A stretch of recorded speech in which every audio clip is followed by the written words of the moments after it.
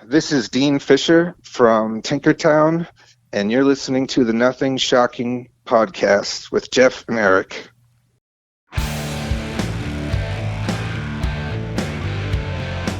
Want to know what's going on in the world of music? Then tune in to the Nothing Shocking podcast, a non-genre based, all ages friendly rock and roll program. Join us weekly for interviews with all your favorite rock stars from the mainstream to the underground. You can find us at nothingshocking.libsyn.com or anywhere you download podcasts.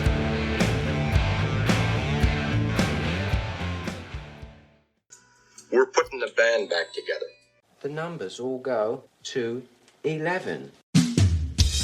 I'm talking about bands that rock. Led Zeppelin. What about Sabbath? AC/DC. Motorhead. Does that mean it's louder? Is it any louder? Well, it's one louder, isn't it? We're not worthy! We're not worthy! Why don't you just make 10 louder and make 10 be the top number and make that a little louder? These go to 11. I get up off the ground and raise my head. Days like this, think I should be dead. One for Satan, two for me. Let's cheat the devil, it's fun, don't you agree? Welcome to the Nothing Shocking podcast. I'm your co-host, Jeff Untied, and with me in Dog Bowl Studios is Coach Nez. You can find the Nothing Shocking podcast on Libsyn or any podcatchers. Like our Facebook page or follow us on X at No Shock Pod. You can also find the Nothing Shocking podcast on Rock Rage Radio every Sunday morning at 7 a.m. Central Time. Our sponsor is Ragged Records, located in downtown Rock Island, Illinois, and downtown Davenport, Iowa. We'd like to thank the Hong Kong Sleepover for allowing us to use their music for our intro and bumper ending. Tonight's guest is Dean Fisher, most famous for working with Tanya Donelly and Juliana Hatfield. Yeah, he's got a new a project out called Tinkertown. The release of the new album is called American Gothic. What else he's got going on? He's going to be touring later this year with the Juliana Hatfield Three, kind of a little reunion. Exciting. Hey, great interview. Let's get to it. Good night. Good night.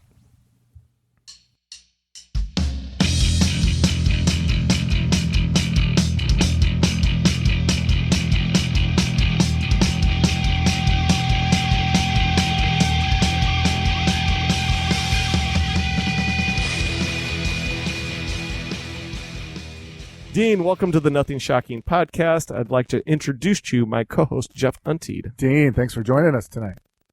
It's great to be here. Thanks, guys. Yeah, man, we're excited to have you. So let's get right into this. Your newest band / endeavor, Tinkertown, will be releasing a new album on June 21st. Can you give our listeners an insight to the origins of the band? Origins of the band are that I guess the players sort of came first. Joe McMahon, Russell Chudnovsky, and Elizabeth Steen were people I've just played with for a long time with Tanya and also with Juliana. Elizabeth played with Juliana as well, but mostly through Tanya's albums and shows.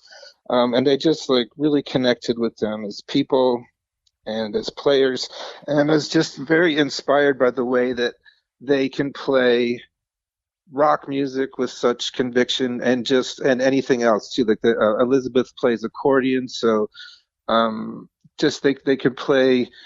She plays some trad, like a trad Irish traditional music, and folk and jazz. They play jazz just like with equal conviction, and just. I was just always inspired by that, and because I'm similar too.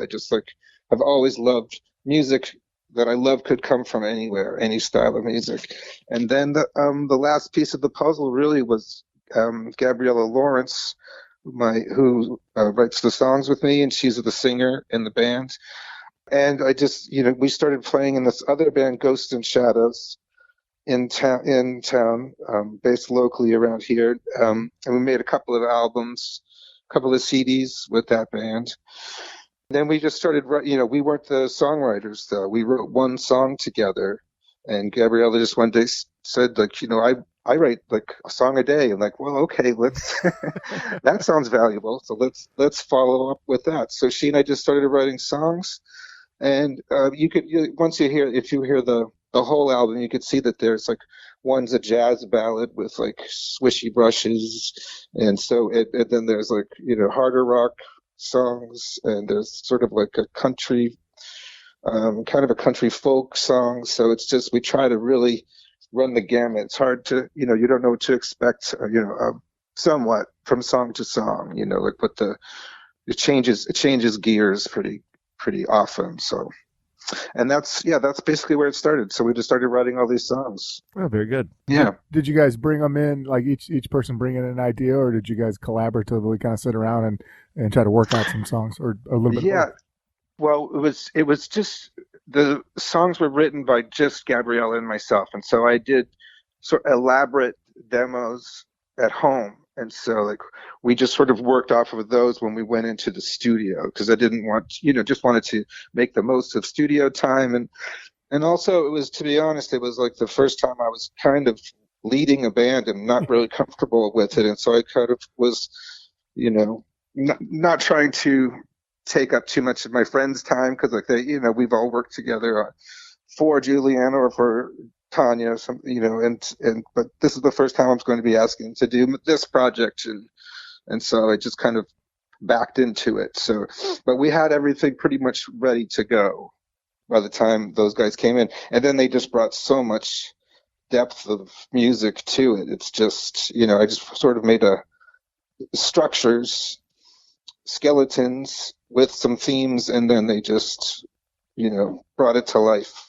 Oh, well, the title of the upcoming new album is called American Gothic. That gives me a very conceptual feel when it comes to maybe the songs on the album. Tell a little bit more about the story of the album as a whole. Is it going to have a conceptual feel to it? I think there is sort of one, because I thought American Gothic was a good fit because it's sort of kind of a celebration of 20th century American music from my standpoint, as much as I can stretch myself to do it.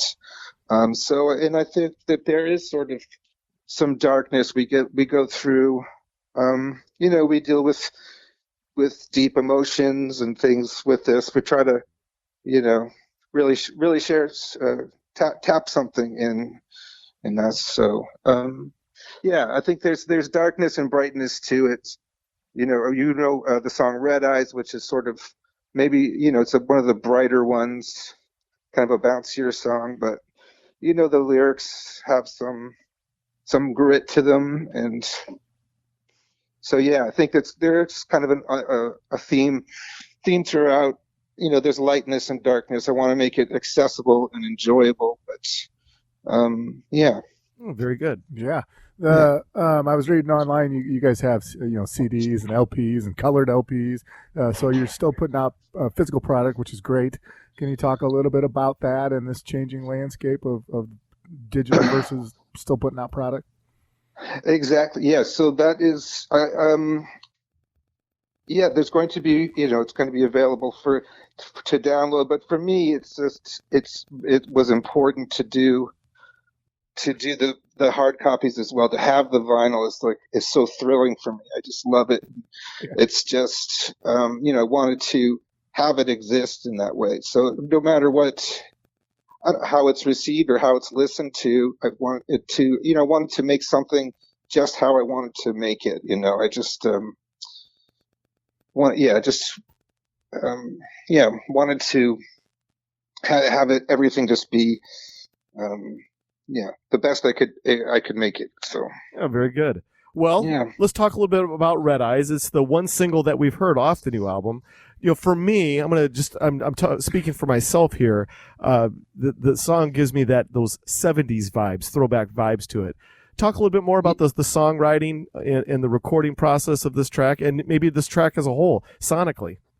Yeah, I think that is definitely where I was thinking that it had sort of a glam rock beat, and I think I got without really trying to. I think a lot of what I write kind of was from that golden age of great sounding records in the 70s. I grew up with that, and so I think that's definitely part of it. I was influenced by T-Rex and I don't know, Frank Zappa, and just like all these, this sonic, that sort of 70s rock, those sonics, Thin Lizzy, and what else? Brian Eno for sure. Mm-hmm. That's one of our, like, Gabrielle and I actually don't have a lot of overlap in our tastes, but Brian Eno and some things like that from the 70s. Sly Stone, I love Sly Stone. So, well, very good.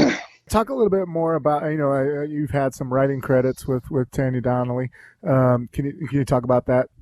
Having your own project where you can get those. You mentioned that you wrote songs. Sorry. Yeah, right. So, this is it. I kind of didn't really expect that I'd be doing this, like fronting, or co-fronting a band like this, because I was just sort of used to what I was doing there. And this sort of surprised me that we had this project, and it just sort of naturally came together. But yeah, before this, my secret to songwriting is I write a bunch of chords and I give them to Tanya, and then she makes a song out of it. So you should try it. It's very fun. Very good. But yeah, so I've really enjoyed doing, and so I think I learned a lot doing that. Over the years, we've written about 20 songs together. I've been playing with her since her first solo album in 96, 97. Yeah. So yeah. Very good. Well, it's been well documented that Tinkertown was originated when yourself and Gabriella Lawrence started writing this material while performing Ghost and Shadows, that separate project. I guess, can you compare and contrast the sound of Ghost and Shadows to that of Tinkertown? Yeah, it's just, I think there's sort of more like a definite bandwidth with Ghosts and Shadows. We try to have dynamics in it, but I would say it's kind of, if maybe you blended Blondie and The Cure sort of things, that sort of dark new wave and power pop. That's somewhere in there, and we actually do cover a Blondie song. Gabriella does a pretty mean Debbie Harry impersonation. So that's So, but then Tinkertown, I guess it's sort of the way I'm used to writing with Tanya, because ever since we've been writing together, we let the songs sort of dictate where they want to go, like what kind, if it sounds kind of jazzy, we will let it go in that direction. If it's going to be rock, or maybe this one should just be acoustic or something. So she's always worked like that, and we've always worked like that together. So it's kind of, in some ways, more like that sort of a project. Yeah, very good. Yeah. So you alluded to working, with a lot of albums with Tanya Donelly, but you have also worked with Juliana Hatfield and the Juliana Hatfield Three. Can you talk a little bit about how you first came to work with Juliana? Yeah, Juliana and I went to high school together, and then we both sort of came to Boston to go to school, and we were living in the same place for a while before we played together. Actually, all three of us were. So Todd Phillips on drums, and Juliana and I lived at this place in Boston. And she, at that time she had the Blake babies, and when they stopped, when they called it quits the first time around, she made Hey Babe, and I didn't play on that, but I did do some touring for it. So I think it was at Todd's suggestion. He's like, why don't we, he suggested that she try me out, and so that worked out. So. And then I did the touring for that first, and then we did, of course, Become What You Are, and then I played on Only Everything, the album after the Three album. Yeah, very good. I kind of want to talk a little bit about the Boston music scene. I guess maybe to where, as you were younger, growing up in the music scene, to where you are the artist now. Talk a little bit more about those early days, the Boston music scene, to where it is right now. Is it still a viable product like it was, 20, 25, 30 years ago? I couldn't really.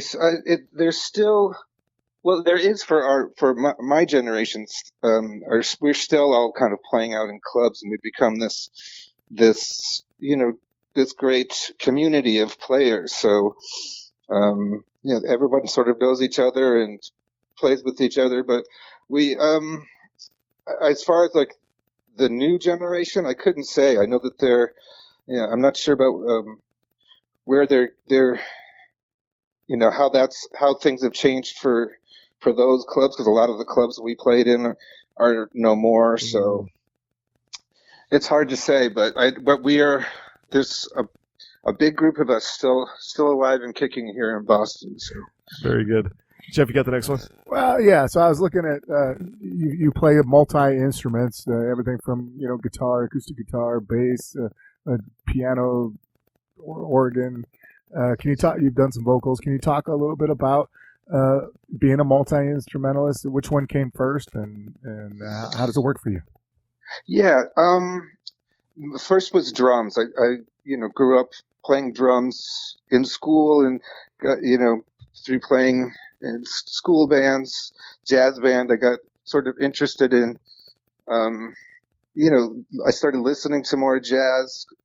I thought, it was cool, even though I was sort of going through, punk rock was happening. I was really excited about punk rock and jazz at the same time. So that was interesting. But I think I just had always maybe played guitar a little bit, and bass, just sort of interested in it. And I wasn't a great bass player when I first started playing with Juliana, so I got she kind of whipped me into shape a little bit. All it took was a few hundred shows a year, and then I got my stuff together that way. But it's just been sort of like, I guess, for writing, I've always wanted to write, tried to write. My voice was not always the most reliable instrument for me. So, but I've sort of figured a way to use it as I get older. So, I mean, if I write something, I can usually sing it the way I want to hear it, but I'm not going to be guest vocalist on anybody else's music, unless you have a lot of time to set aside. Well, I guess in this portion of your career, I guess, where do you, label yourself 1 and 2 and 3? Are you the songwriter first, or the musician second, or whatever comes third? Or where does the pecking order? Where is it for you right now in this part of your career? That's a good question. I feel like it's kind of all become one thing for me. I'm definitely I try to write. I'm writing, interested mostly in writing, but when I write, I'm thinking of kind of as a producer, is what the real role is the new one that I've kind of been feeling the biggest pull towards. Nice. So if I'm writing something, I'm thinking of arranging it, what instruments, Gabriella will come and she'll sing something in my face, and I can hear what it needs, just sort of, because she doesn't play an instrument, so I help her, she will come in with like a full song, and then I will try to write along with her. So I feel like it's just, I guess a writer and producer is what first, and then bringing whatever it needs to it. And because I have a friend that could play accordion, sometimes I hear accordion. So. Very good. I don't know if you guys hear accordion ever, but you can get help if you do. Help is out there. Yeah. Well, I wanted to ask you a little bit about Tanya Donelly. She, I know she had a series of EPs titled her Swan Song, where I think she was looking at maybe getting out of the music business, but she still appears here and there on some songs and stuff. We just got done talking to Tracy Bonham, and I know she guested on her album that she just did a couple years ago. Right. Can you talk a little bit about what she's doing right now? With Tanya, Tanya's working on new belly material. Nice. So I know you guys talked to Gail Greenwood. Yep. Yeah.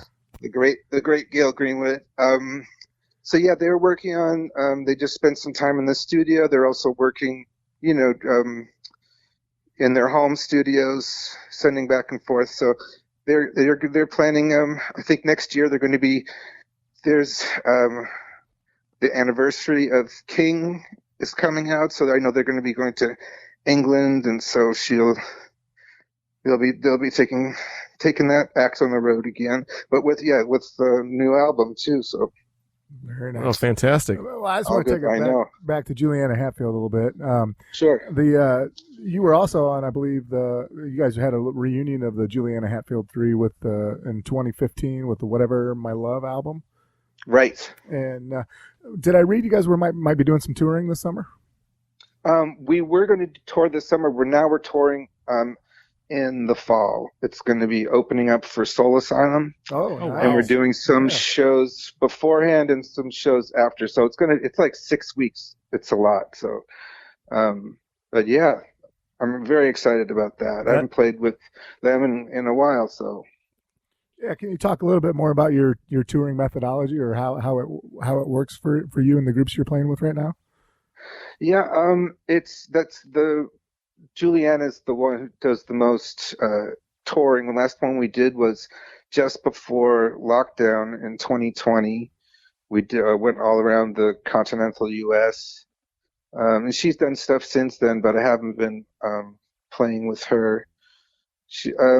But yeah, it was kind of easier, I guess, in the 90s when it was kind of our lifestyle. And so not only were we young and really up for that, but it was just kind of like to stay in the road. But now it's like, it's something I'm going to get ready for.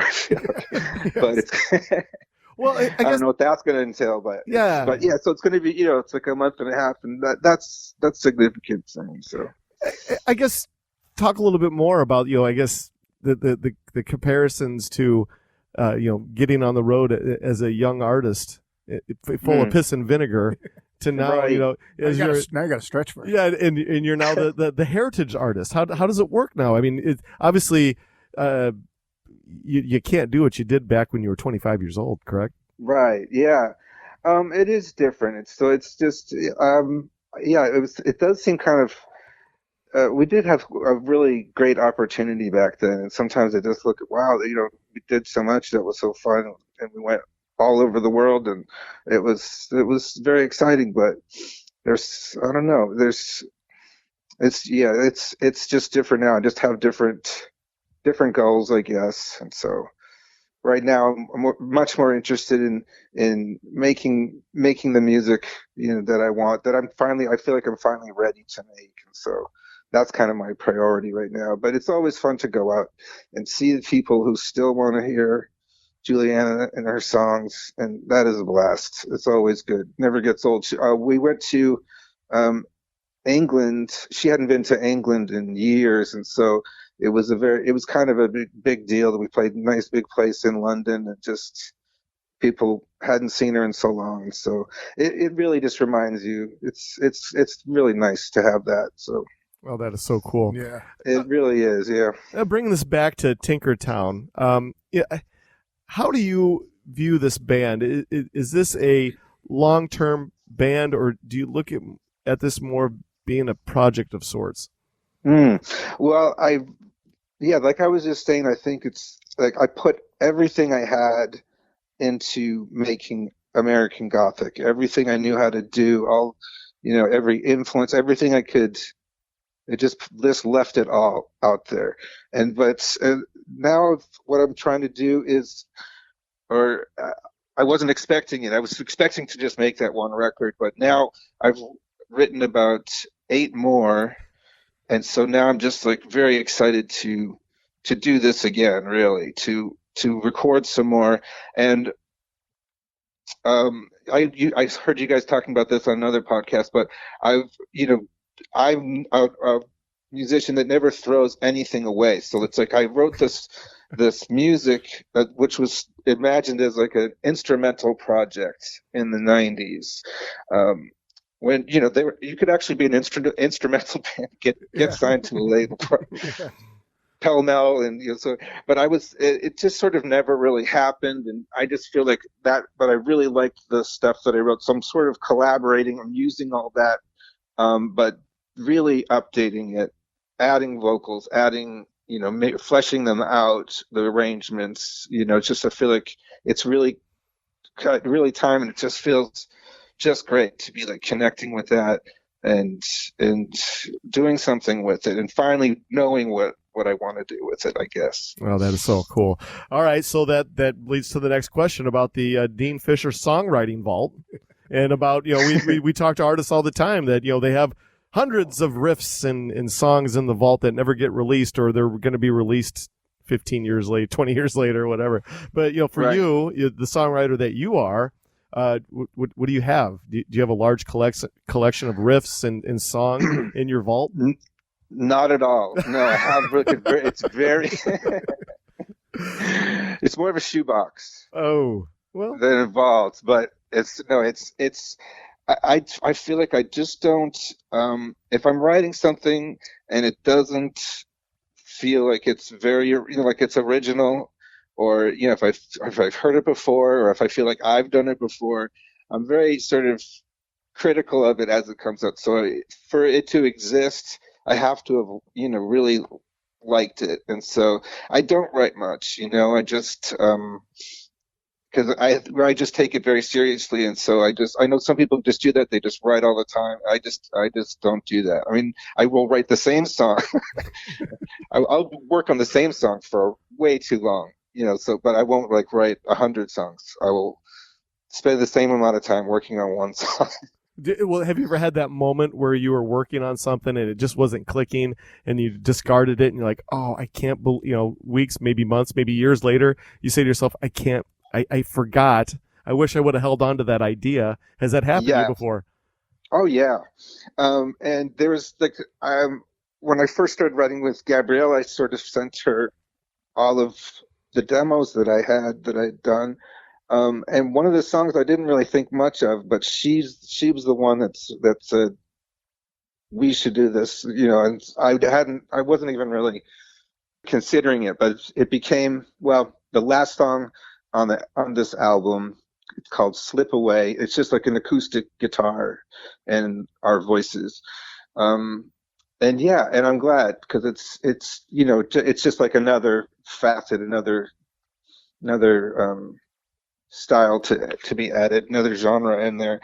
And so, but yeah, it's not on the vinyl, but it's like a bonus track on CD and for download. So, oh, very good. Yeah. Well, I always like asking from the backing band perspective, being that guy up there that you've helped write some of these songs, or you've played on a lot of these songs, and being with people that are as successful as Tanya and Julianne. Can you talk about being up on stage when that song gets that popularity, or the crowd really gets into it, and that satisfaction of being a part of that? Yeah, that is great. It's just I just feel like I've been able to just assist them, though. I've never written anything with Juliana,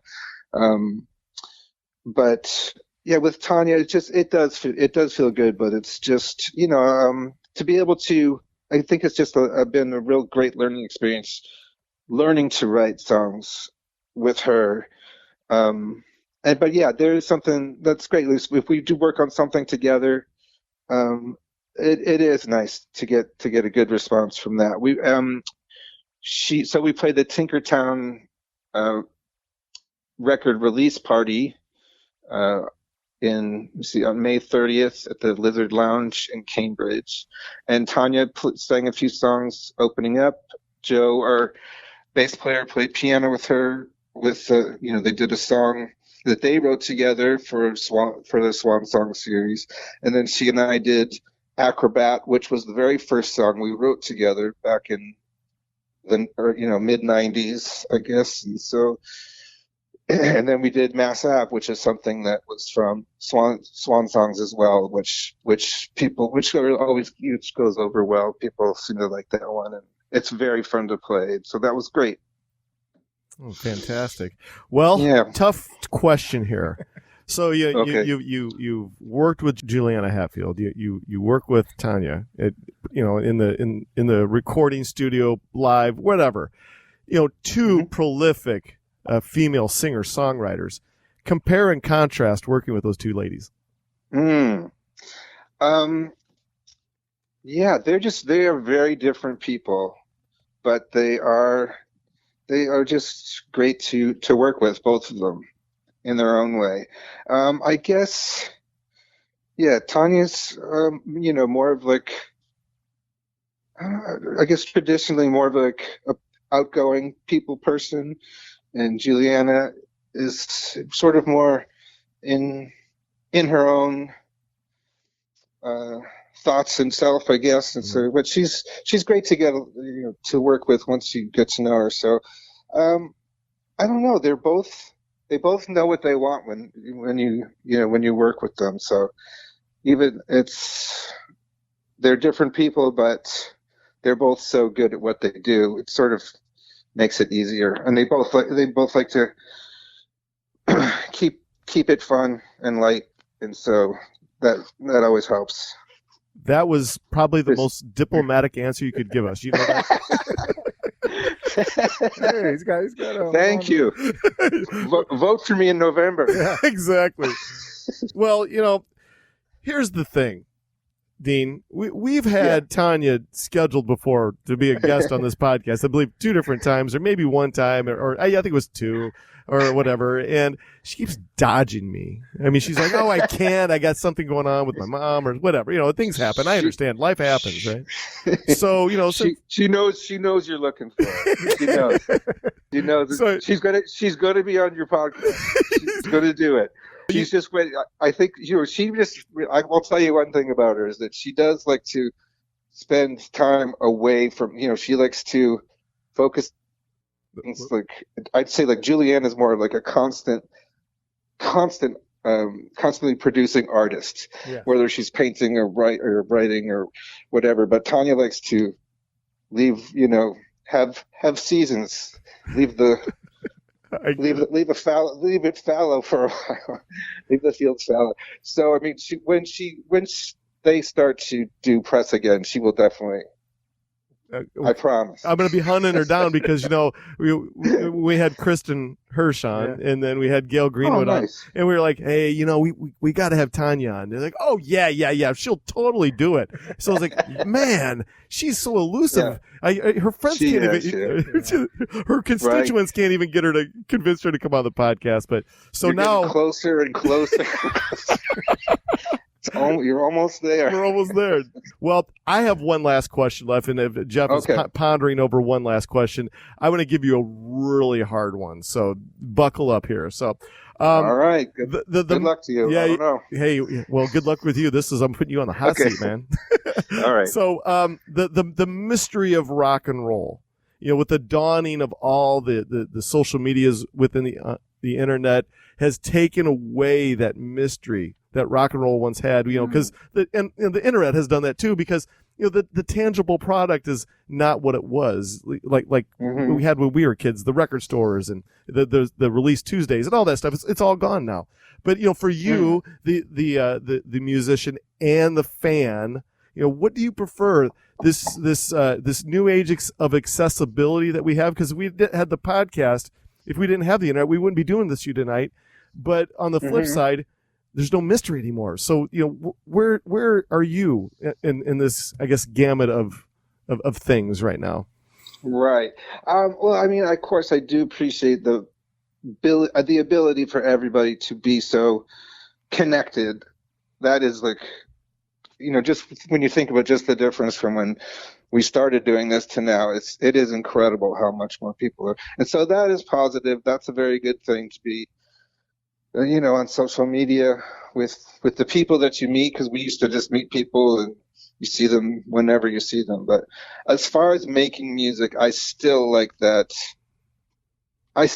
sort of air of mystery. I like that you said that too. Just, and we did that with our album covers, just great photographs. So yeah, we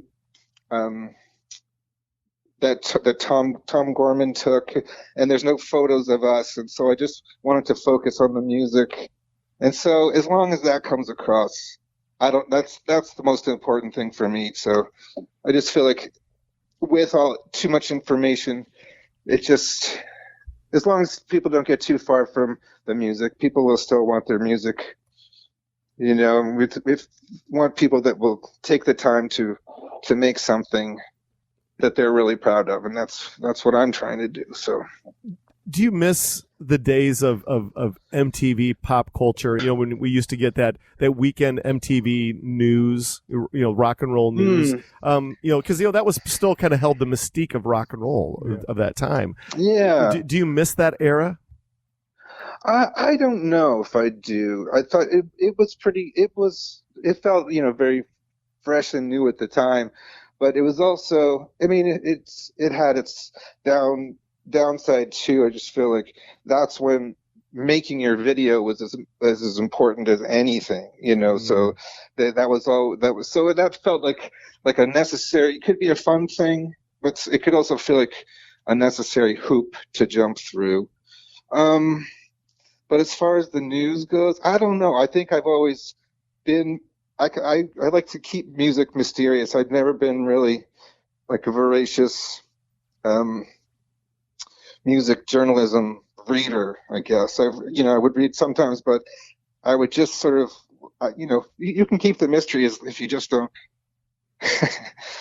don't find out too much about people, I guess. Yeah, fair enough. Yeah, fair enough. Well, I like that, some bands still do make those videos and stuff like that. I know they're good. Yeah. They're a good medium of advertising and getting your song out there. But, I'm also of that thing where you don't overdo it and do one for every song. So, but for Tinkertown, do you guys, have you talked about maybe doing a video for any of your songs? No, we did a photo shoot, which was amazing. That even happened.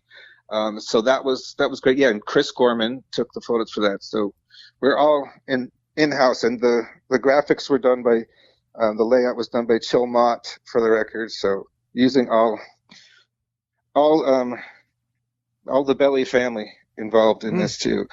But as long, I feel like if some people have a vision for their videos, and some people in videos can be amazing and help, but if it's not your thing, it can, like I said, it's just like, if you that's part of your art, then that's awesome. That's great. I just watched, because I was listening to some of your podcasts, and so I checked out Gina Volpe's videos. Those are amazing. They're so good it seemed like a very natural extension for her to do that. So, but I don't know if we'll ever do one or what it would look like. That would be down the road. Oh, very good. Yeah. No plans. Well, we're out of our allotted time for the evening. Is there anything that we left off tonight that you would like to plug or promote? Not right now. We just played. We don't have any shows till we have a show booked in December, so nothing really to promote. Just that the album is coming out, and I'm very proud of it. That's all. Yeah, I can't wait to hear the rest of it. Absolutely. Well, this is how things are going to work out. Okay. Once it's ready to go, Jeff, the editing ninja over here, will get everything cleaned up and get all of my boogers will be cleaned out of this, and it'll sound like $1 million. Thank you so much, Dean. Appreciate it. Thank you for your time. It's great. All right, thank you guys. Hey, we appreciate it. All right. And then, like I said, I'll be in touch with you in about 2.5 weeks. Sound good? That sounds great. All right, Thanks. man. Have a good one. Take care. All right, take care. Bye-bye. You too. Bye.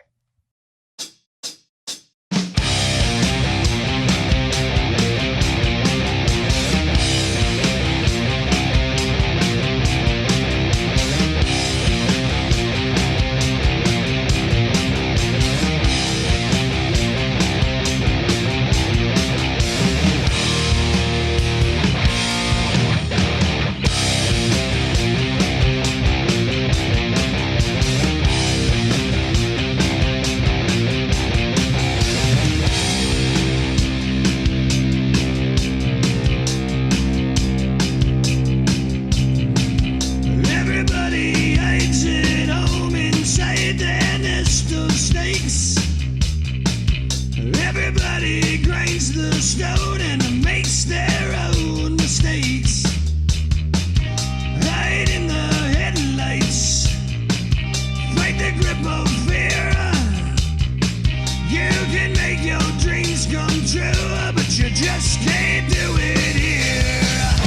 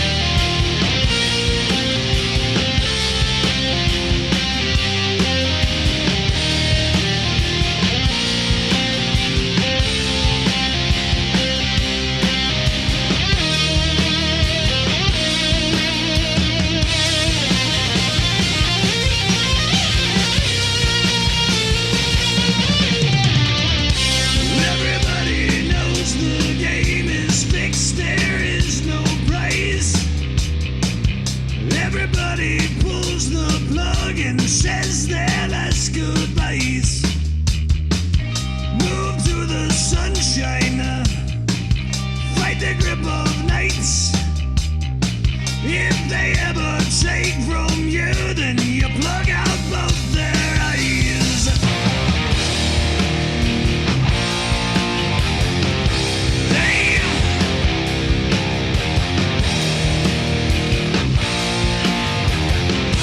roll the dice.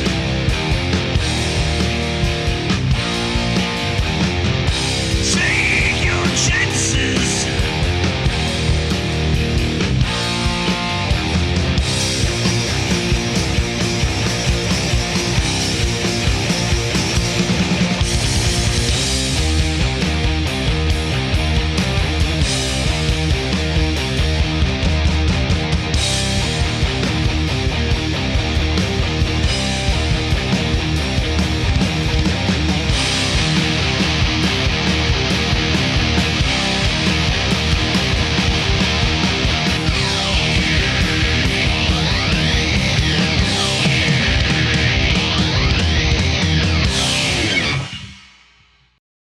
Welcome to the night. You think you know Night Demon? Then the Night Demon Heavy Metal Podcast is for you. Step into the darkness as we peel back the curtain to give you an unprecedented, all-access look into the mind and the heart of the demon. We're talking band history, song analysis, studio anecdotes, stories from the road. It's everything a diehard Night Demon fan could want and more. This is the only place to learn the inside scoop, the deep dive trivia, the untold tales from the band members themselves and those closest to the Night Demon story. Need more? The Sacred Night Demon Crypt will be pried open to reveal demo recordings that have never before seen the light of day, all with in-depth commentary by the band and the people who were there for the writing and recording process. This is a gold mine, a treasure trove of all things Night Demon. Head over to nightdemon.net or wherever you listen to podcasts.